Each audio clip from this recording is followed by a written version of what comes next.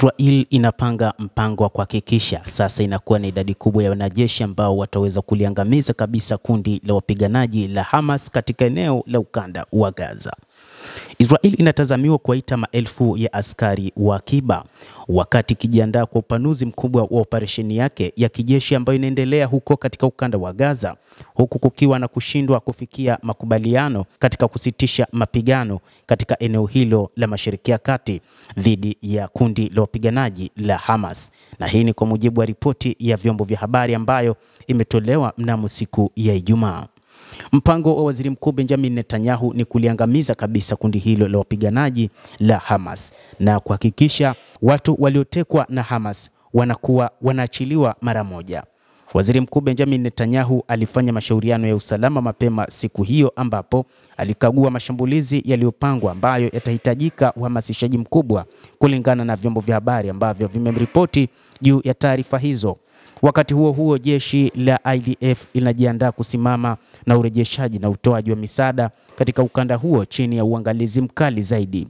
Wakati kizuizi cha misaada kimepita alama ya miezi miwili, mashirika ya kimataifa yanaonya juu ya hali mbaya ya kibinadamu katika eneo la ukanda wa Gaza. Vyombo vya habari vinasema kwamba kupanua mashambulizi sio mwisho, kwani Israel inataka kutoa muda zaidi kwa mazungumzo ya mateka.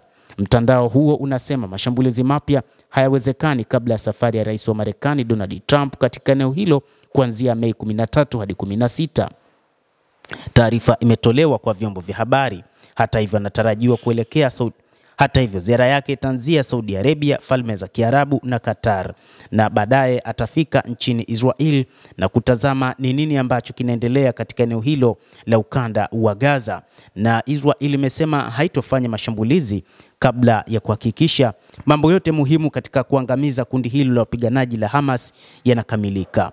Ripoti zinaonyesha kwamba watoto na wanawake wameuawa kwa wingi, lakini wakati huu miongoni mwa viongozi nchini Israel wanawaza namna gani wataweza kujiondoa katika lawama la mauaji dhidi ya wanawake na watoto, hususan wakati wanapambana na kundi hilo la wapiganaji wa Hamas. Lakini wachambuzi wa mambo wanasema kwamba ni kawaida ya Israel kwamba haitojali ni nani au ni yupi ambaye atakuwa katika mkumbo wa kile ambacho kitatokea wakati wa mapambano yao katika operesheni maalum watakayoianzisha dhidi ya wapiganaji wa ukanda wa Gaza, kwa maana kundi la Hamas la Palestina. Ufikiaji wa maji na vyakula ulikuwa hauwezekani, lakini sasa hivi hali imekuwa afadhali baada ya serikali na jeshi la IDF kusema kwamba hali itakuwa nzuri katika masaa yajayo.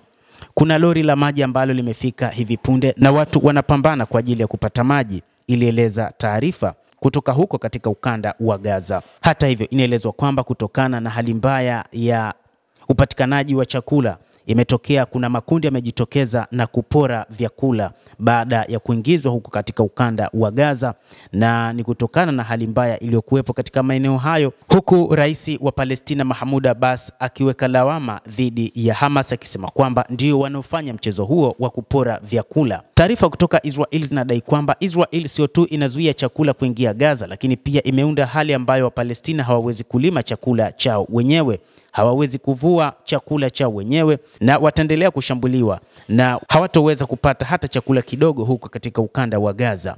Maafisa wa Israeli wanaamini kuwa Gaza ina wiki kadhaa zaidi kabla ya chakula kuisha na inajiandaa na mfumo mpya wa usambazaji wa misaada kuanzia wakati huo, ikilenga kuwaondoa Hamas katika mchakato huo. Hata hivyo, hadi wakati huu Hamas hawajatoa lolote juu ya kashfa iliyotolewa na Mahmoud Abbas ambaye anadai kwamba wakati huu kundi la Hamas limekuwa ni kama watoto wa mbwa ambao wamekuwa waporaji hasa wa vyakula vinavyoingia katika eneo hilo la ukanda wa Gaza. Mtazamaji wa The World News, endelea kutufuatilia na usisahau kulike, usisahau kucomment, kadhalika na kusubscribe channel yetu hii upate habari hizi kwa mapana hapa The World News. Mimi ni Adam Hussein, endelea kuwa nasi, endelea kutufuatilia.